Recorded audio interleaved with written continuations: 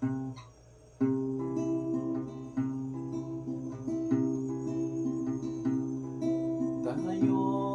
mga dahon lamang ng isang matatag na puno,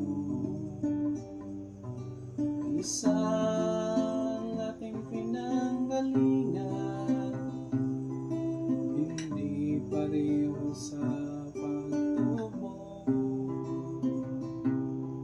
Maaaring isang dahong masigla,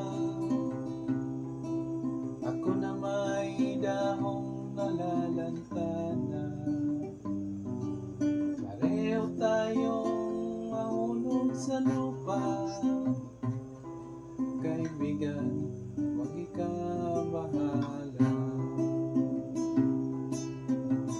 Dahil nang mabigyan ng buhay ng dahon